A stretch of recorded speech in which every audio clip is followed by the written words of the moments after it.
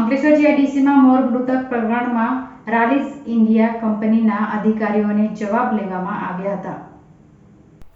Ankleshwar GIDC ગતરોજ રાલિસ India limited કંપનીના પાછળ દિવાલના અડીને અજાણ્યા ઇસમો દ્વારા 2 મોર અને ઢેલને મૃતદેહ જમીનમાં દફન કરી ફરાર થઈ ગયા હતા, જે અંગે વન વિભાગને ફરિયાદ કરવામાં આવતા તેઓ દ્વારા ત્વરિત અસરથી સ્થળ પર દોડી આવ્યા હતા અને દાટેલા મૃત મોરને બહાર કાઢી પોસ્ટમોર્ટમ અર્થે ખસેડવામાં આવ્યા હતા। જો કે સમગ્ર મામલે હજુ સુધી મોરનું મોત તેમજ તેને કોણ દાટી ગયું તે સામે આવ્યું નથી। ગત સાંજે અંકલેશ્વર વન વિભાગ દ્વારા રાલિસ કંપનીમાં અધિકારીઓને વન કચેરી ખાતે લઈ જઈ પૂછપરછ કરવામાં આવી હતી, જો કે માત્ર જવાબ લઈ તેમજ જવા દેવામાં હતા।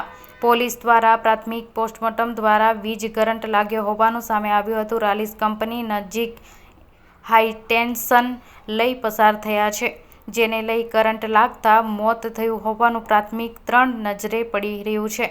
ત્યારે મોરનું ડેથ કયા કારણોસર થયું તે અંગે ફોરેસ્ટ વિભાગ હવે એફએસએલ રિપોર્ટ ઉપર આધાર રાખ્યો છે। પ્રાથમિક મોરની સંપૂર્ણ વિધિ વિધાન સાથે અંતિમ વિધિ કરી મોર કોણે દાટ્યા તેને શોધવા કવાયત શરૂ કરી છે, જે અંગે કંપની આજુબાજુના સીસીટીવી ફૂટેજ મેળવવામાં આવ્યા છે।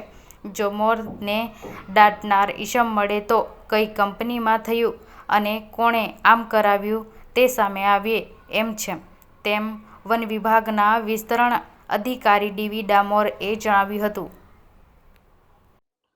સવારે 10 વાગ્યાના અરસામાં રાલિસ ઇન્ડિયા કંપનીના પ્રિમાઇસીસમાં મોર દફનાવવામાં આવેલ છે તેવી માહિતી મળતા અંકલેશ્વર વન વિભાગની ટીમ દ્વારા સ્થળ પર જઈ તપાસ કરતા ખોદકામ કરેલ અને ખોદકામ દરમિયાન 2 મોર અને 1 ઢેલના મૃતદેહ મળી આવેલ છે, જે અંગે પીએમ રિપોર્ટ તેમજ એફએસએલમાં સેમ્પલ લઈ મોકલવામાં આવેલ છે।